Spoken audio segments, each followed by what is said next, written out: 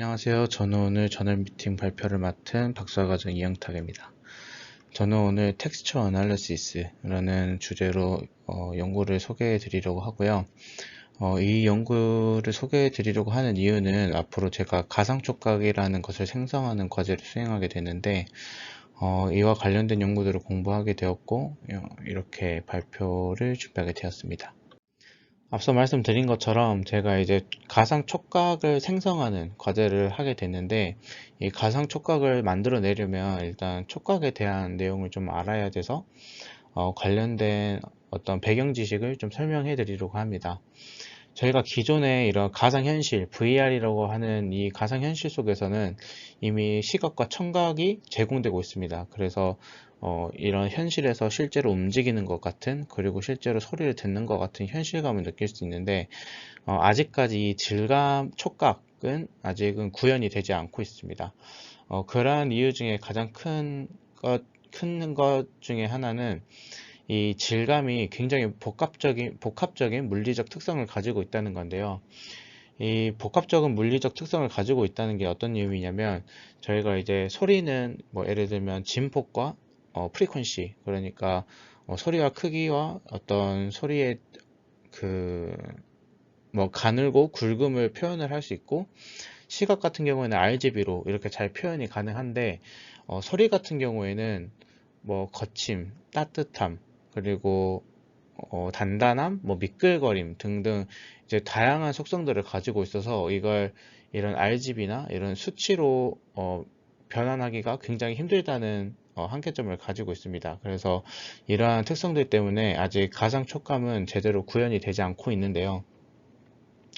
그래서 이런 다양한 물리적 특성을 가지다 보니까 뭐 예를 들면 매우 단단한 것과 덜 단단한 거의 중간점을 잡으면 뭐 중간쯤 단단하다, 이런 단순한 보관법만으로는 이런 디테일한 촉감들을 생성해낼 수가 없습니다. 그래서 어, 이러한 어떤 질감을 만들어내는데 이런 물리적 특성을 이해하는 것도 필요하고, 실제로 그 몇 가지 물리적 특성을 고려해서 이 중간에 해당하는, 아까 말씀드린 것처럼 굉장히 단단한 것과 굉장히 무른 것 사이에 중간 정도 단단한 걸 만든다 하더라도, 이 사람이 느꼈을 때는 저희가 이제 자극을 만든 사람이 의도한 그 느낌을 줄 수가 없다는 한계점을 가지고 있습니다.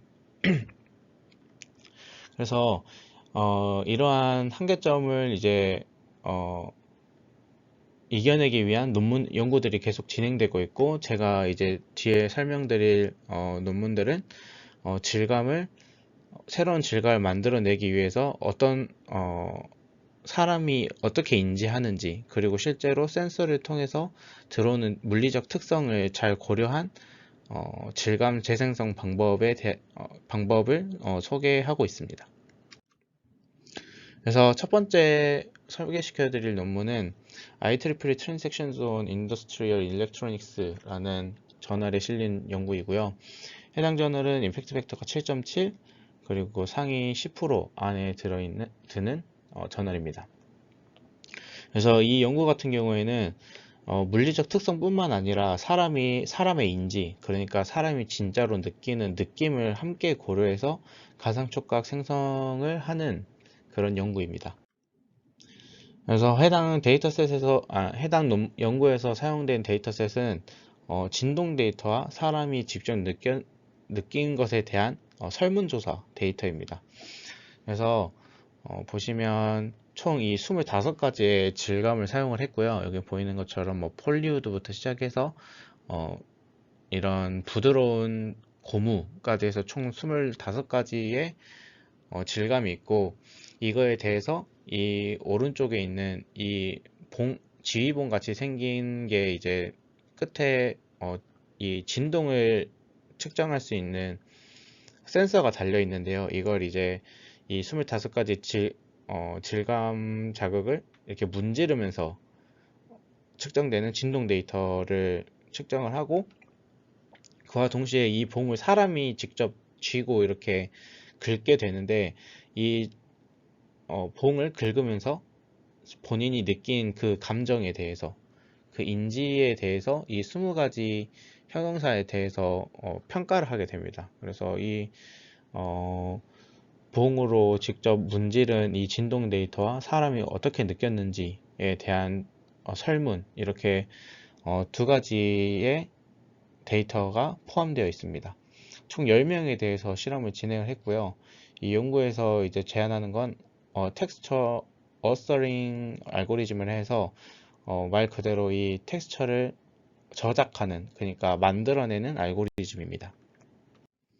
그래서 앞서 말씀드린 이 질감을 재생성해내는 알고리즘은 여기 나와 있는 그림처럼 진행이 되게 됩니다.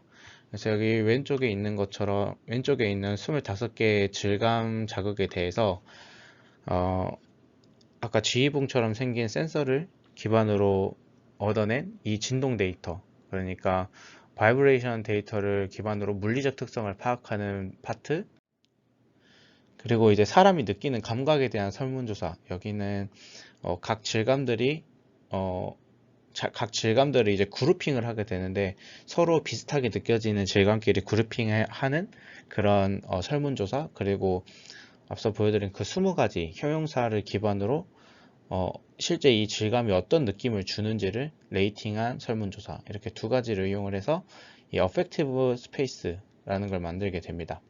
그래서 이 진동 데이터와 어펙티브 스페이스를 결합을 해서 새로운 이제 자극을 만들어내는 새로운 스페이스를 만들어내게 되고, 그걸 이용해서 새로운 촉감을 만들게 됩니다. 지금 이렇게 개괄적으로 좀 설명을 드려서 이해하기 어려울 텐데 뒤에 좀 자세하게 설명해 드리도록 하겠습니다. 그래서 이 어펙티브 스페이스는 아까 사람이 직접 이렇게 설문한 결과들을 기반으로 만들어낸 스페이스, 그러니까 좌표축이라고 생각을 하시면 되는데, 이 좌표축을 만드는데 가장 핵심적으로 사용되는 기법이 여기 MDS라는 겁니다. 플레이브로 멀티디멘셔널 스케일링이라는 건데, 이게 이 알고리즘이 뭐냐면, 이게 어떤 개체들이 있으면, 예를 들면 여기는 예시로 되어 있는 게 총 9개의 도시가 있는데, 이런 개체들 사이의 유사성을 측정을 하는 겁니다. 이 유사성을 측정한 다음에 오른쪽에 있는 것처럼 2차원 혹은 3차원 공간상의 점으로 표현하는 방법인데요. 어떻게 보면 차원 축소 알고리즘이라고 생각하시면 되고, 정확한 의미는 이런 모든, 이게 각각 도시가 하나의 점이라고 생각을 하고, 이 점들 간의 이 거리를 나타내는 이런 행렬이 있으면 이 행렬들을 기반으로 이 도시들의 어떤 거리를 최소화해주는 어떤 새로운 스페이스를 찾아내는 거라고 생각하시면 됩니다. 그래서 이 알고리즘은 뒤에서 이제 이 해당 연구에서 어떻게 사용되는지 설명해 드릴 텐데, 실제로 어떻게 사용이 되냐면, 여기 지금 이 어펙티브 스페이스를 만드는데 이 두 가지가 들어가는데, 하나는 멀티 디멘셔널 퍼셉션 스페이스라고 해서 피험자가 아까 그 지휘봉 같은 걸로 촉감 자극을 이렇게 긁어냅니다. 긁으면서 이제 느끼는 거에 따라서 그룹을 나누게 되는데, 이 25개를 3개의 그룹으로 나누는 실험, 그리고 6개로 나누는 실험, 그리고 9개로 나누는 실험, 이렇게 다양한 그룹으로 나누는 실험을 여러 번 진행을 하게 됩니다. 이걸 여러 번 진행을 해서 그러면 이제 25개가 매번 실험할 때마다 그룹이 조금씩 바뀔 수도 있고, 어떤 사람은 이제 계속 일관적으로 나오게 될 텐데, 그러한 그 느낌을 그룹핑 된 걸 기반으로 이 시밀러리티 스코어라는 걸 구합니다. 이 시밀러리티 스코어는 앞선 예시로 치면은 도시 간의 거리, 그러니까 이 케이스에서는 질감 간의 거리를 이야기합니다. 그래서 질감끼리 비슷한 느낌을 주는 것들, 그러니까 같은 그룹으로 묶였던 얘들은 시밀러리티 스코어가 굉장히 높고, 아닌 것들은 굉장히 낮게 될 겁니다. 그래서 이게 앞선 예시랑 또 똑같이 비교를 하자면, 같은 근처에 있는 도시들은 가까이 모이게 되고, 멀리 있는 도시는 멀리 떨어지게 되는 것처럼 비슷한 질감을 가진 얘들끼리는 가까이 모여 있고, 질감이 완전히 다른 얘들은 좀 멀리 분포되게 됩니다. 그리고 두 번째로는 어드저스팅 레이팅이라고 해서 여기 나와 있는 20가지 형용사를 기반으로 해당 이제 텍스처들이 어떤 느낌을 줬는지를 이 점수로 표현을 하게 됩니다. 그래서 뭐 얼마나 끈적거렸는지부터 시작해서 얼마나 부드러웠는지까지 이렇게 측정을 하게 되고, 그래서 이 두 가지 점수들을 가지고 뒤에 이제 새로운 스페이스를 만들게 되는데, 그래서 앞서 측정한 두 가지 점수를 기반으로 새로운 스페이스를 만들게 되는데, 이게 바로 어펙티브 스페이스입니다. 그래서 제일 먼저 그 멀티 디멘저널 퍼셉션 스페이스 같은 경우에는 이 MDS를 이용을 해서 만들게 되고, 이렇게 오른쪽 그림처럼 디멘전 1, 디멘전 2로 해서 각 질감들의 좌표가 찍히게 됩니다. 그래서 어떻게 보면 S4랑 S13, S17은 비슷한 질감을 가진다고 이야기할 수 있을 것 같고, 여기 나와 있는 것처럼 S11, S15, S14는 또 비슷한 피험자 설문을 기반으로 그룹핑을 했을 때 비슷한 질감을 가진다고 이야기할 수 있습니다. 그래서 이런 디멘전 1과 2에 대해서 이렇게 좌표 평면을 만든 다음에, 여기 아까 20가지 형용사에 대해서 레이팅을 했다고 했잖아요. 그래서 이 20가지 형용사에 대해서 코릴레이션을 구하게 됩니다. 그러니까 디멘전 1과 2에 대해서 뿌려져 있는 이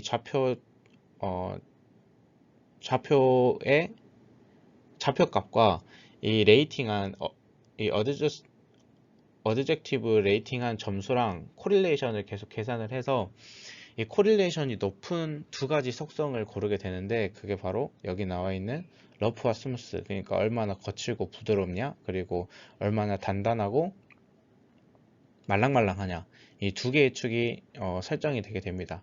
그러니까 한마디로 이 디멘전 1과 2는 이 러프니스와 스무스, 그리고 하드와 소프트와 굉장히 높은 상관성을 가지고 있다라고 이해하면 될 것 같습니다. 그래서 이 두 가지 레이팅을 이용을 해서 여기 나와 있는 것처럼 새로운 좌표축을 재설정하게 됩니다. 그래서 사실 여기는 이제 중간 단위 두 가지를 다 표현해서 하려고 해서 그렇지, 결국 이 두 번째 어드저스티브 레이팅을 기반으로 새로운 좌표축이 또 설정이 되는 겁니다. 그래서 논문상에 그림이 나와 있지는 않지만 아마 이 벡터들을 기반으로 좌표축이 한 45도 뭐 이렇게 회전이 됐을 것으로 좀 예상이 됩니다.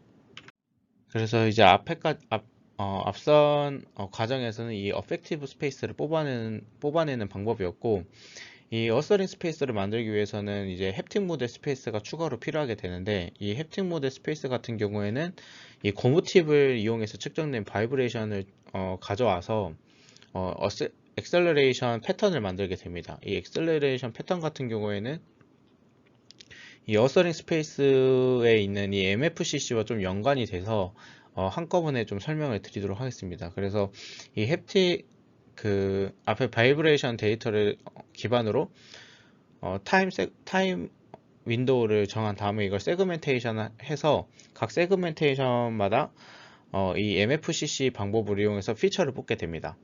그래서 이제 패턴을 뽑아내는 건데요. 이 MFCC 같은 경우에는 기존에 이제 오디오 관련된 연구에서 많이 사용하는 피처를 뽑는 방법이라고 합니다. 이게 MFCC가 이제 시계열 데이터에서 이 진동을 가지는, 그러니까 프리퀀시 성분을 가지는 데이터에서 피처를 뽑아내는데 유용한 기법이라고 하고요. 그래서 이 고무팁으로 수집한 진동 데이터에 대해서 피처를 추출하게 되고, 이 추출한 피처랑 이 앞서 만들어낸 어펙티브 스페이스 간의 이 상관관계를 구해서 피처를 셀렉션하게 되는데, 이 셀렉션을 하는 절차는 여기 오른쪽에 있는 이 두 가지 방법에 의해서 셀렉션이 되게 됩니다. 하나는 SFS고요, 하나는 PA인데, 이 SFS 같은 경우에는 여기 위에 나와 있는 그림처럼 피처가 만약에 1번 A부터 D까지 있다고 하면은 A와 이 어펙티브 스페이스 간의 상관관계, B와 어펙티브 스페이스 상관관계 이렇게 쭉 해서 가장 상관관계가 높은 피처 하나, 그리고 만약에 이 예시에 의하면 B 피처와 어펙티브 스페이스랑 가장 높은 상관관계를 가졌다면 그 다음에는 B를 고정하고 B와 A, B와 C, B와 D의 조합을 기반으로 또 상관관계를 구합니다. 그래서 여기에 또 맞춰서 한다면 B와 A를 함께 합쳤을 때 상관관계가 가장 높았다면 그 다음으로 넘어가서 B와 A 그리고 C의 합성 그리고 B와 A, D의 합성. 그래서 결국에는 이 세 개를 합성했을 때보다 두 개를 합성했을 때가 더 좋았으니까 이 두 번째 두 개만 섞었을 때를 하게 됩니다. 그래서 이게 이제 한 개씩 늘려간다고 이야기를 해서 sequential forward selection이라고 하고, 여기는 이제 실제로 이 연구에서 사용된 건 아니지만 전체에서 한 개씩 빼가면서 하는 방법은 sequential backward selection이라고 이제 그냥 참고로 알아두시면 될 것 같은데, 그런 방법이 있다는 걸 알아주시면 될 것 같고, 이 parallel analysis 같은 경우에는 이제 PCA와 비슷한 방법이라고 생각을 하시면 됩니다. 그래서 순서로 생각을 하면 이 MFC로 뽑아낸 이 무수한 이 윈도우마다 뽑아낸 이런 엄청나게 많은 피처에 대해서 이 SFS를 이용을 해서 이런 최적의 조합을 찾아냅니다. 그리고 이 최적의 조합을 기반으로 PCA 같은 원리인 이 PA를 이용을 해서 피처를 한 번 더 축소를 하게 됩니다. 그래서 최종으로 최대한 축소한 이 피처를 가지고 이 어서링 스페이스를 만들게 됩니다. 그래서 이 어펙티브 스페이스와 이 햅틱 모델 스페이스를 합쳐서 만들어낸 어서닝 스페이스가 여기 오른쪽에 나와 있는 그림입니다. 그래서 여기 나와 있는 러프와 스무스 그리고 하드와 소프트, 이거는 어펙티브 스페이스에서 만들어냈던 축이고요. 그래서 이 축에 대한 좌표는 지금 햅틱 모델 스페이스에 의해서 조금씩 좌표가 바뀐 최종 좌표입니다. 그래서 이 마지막으로 만들어진 어서닝 스페이스를 기준으로 새로운 자극을 만들어내려 하는데, 그냥 생뚱맞은 자극을 만들어낼 수는 없잖아요. 그래서 이 특정 질감 3개를 합쳤을 때 가운데에 있는 어떤 하나의 자극을 기준으로 이걸 비교를 하게 됩니다. 예를 들면 17, 20, 24 인접해 있는 17, 20, 24를 합성해서 새로운 데이터를 만들고 그 데이터가 이 S19와 비슷한지를 확인을 하는 겁니다. 그래서 이 연구에서는 총 여기 지금 까만색 별로 돼 있는 6가지 점에 대해서 검증을 수행을 했고요. 그래서 앞서 만들어 놓은 얼서닝 스페이스를 기반으로 새로운 촉각을 만들게 되는데요. 여기 나와 있는 것처럼 이 촉감 2번 같은 경우에는 인접한 촉각 3번, 그리고 1번, 그리고 25번을 적절히 합쳐서 새로운 자극을 만들어내고, X6번 같은 경우에도 여기 인접한 22번, 9번, 3번 촉감을 기반으로 새로운 데이터를 만들어내게 됩니다. 그래서 이 인터폴레이티드라고 되어 있는 까만색 신호가 실제로 이런 적절한 웨이트를 집어넣어서 새롭게 만들어낸 데이터고요. 그래서 이걸 어떻게 검증을 하냐면, 일단 실제 이 자극 2번을 그 고모티브로 사람이 이렇게 긁고 이 진동 데이터를 기반으로 만들어낸 그 물리적인 진동을 이 펜 촉을 누른 채로 이제 느끼게 합니다. 여기 펜 촉을 이렇게 왔다 갔다 하면서 이 실제 만들어낸 진동을 느끼게 합니다. 그래서 이 두 개가 실제로 어느 정도 비슷한지를 이제 비교를 하게 되는 겁니다. 그래서 실제로 비교를 해보면 이 디스시밀러리티 스코어라는 걸 구하게 되는데, 이게 이제 얼마나 유사하지 않냐라는 걸 이제 측정하는 거고, 높으면 높을수록 안 비슷한 거, 그리고 낮으면 낮을수록 서로 비슷한 걸 뜻합니다. 그래서 아까 총 6가지 자극을 가상으로 만들었다고 말씀드렸었고, 이 레퍼런스 스코어 같은 경우에는 아까 제가 이 디스시밀러리티 스코어를 설명해 드린 것처럼 이 촉감이 다르면 점수가 높고 촉감이 같으면 그 점수가 낮다라는 걸 보여주기 위해서 만들어진 스코어입니다. 그래서 이 레퍼런스 스코어는 신경 쓰지 않으셔도 되고, 그래서 각 자극들을 이제 비교를 해보면 이 S라고 붙은 건 실제 자극, 그리고 A는 만들어진 자극입니다. 얼서닝 스티뮬러스입니다. 그래서 이 S2와 얼서닝, 그러니까 A2 간에는 굉장히 비슷한 느낌을 주고, 다른 자극들은 이 S2와 굉장히 별로 비슷하지 않다. 그리고 S6 같은 경우도 A6랑 비교를 했을 때 가장 낮은 값. 그래서 각각 이제 타겟한 질감과 새로 만들어진 자극들은 굉장히 가장 디스시뮬러리티 스코어가 낮은 것을 확인할 수 있습니다.